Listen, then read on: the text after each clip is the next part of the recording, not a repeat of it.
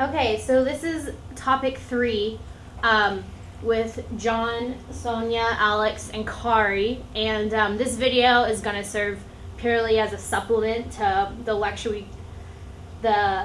interactive lecture we give in class. And so we're just going to use what we taught and apply it to 2 examples that can be used to aid you in homework or other SOA problems. And so in class, and also you can find this online, we derived the estimated variance for a survival function that was created from empirical data. And so that's that formula right there. And then now we're just going to go through 2 examples where you can see that formula in use. So again, if you missed where that was derived, you can go and look on the website or go look in your notes from the lecture. All right, so example 1, consider the following observations in a data set.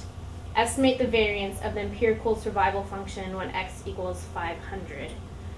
Okay, so there are 13 observations, that's why n equals 13, and we're looking for the survival function at 500, which is values greater than 500.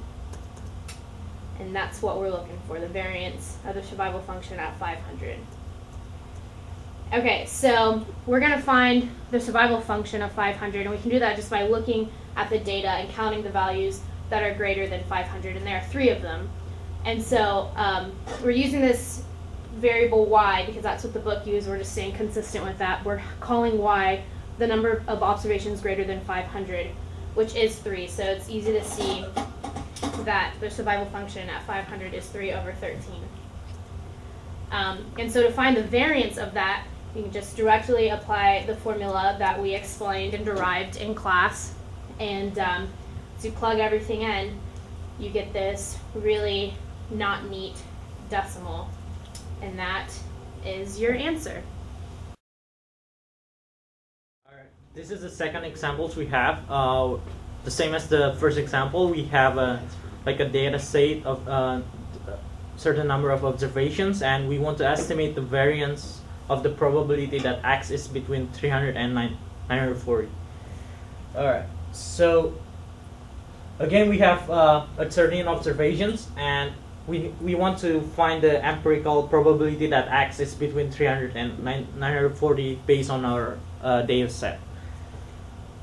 To do that, we can use this formula using the probability of x between 300 and 940 using the survival function of 300 minus the survival function of everything greater than 900, and that we get 7 over 13. Or you can think it that way by looking at the observations itself, and you can see that there are 7 observations that it's between 300 and 940, and you can come up by yourself 7 over 13.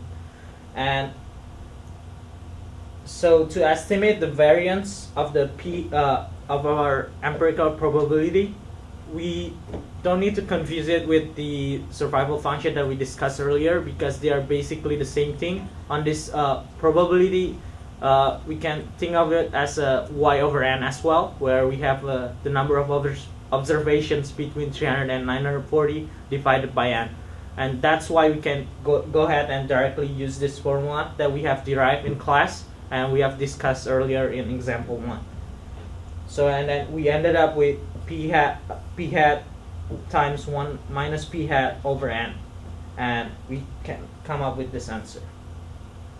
Okay.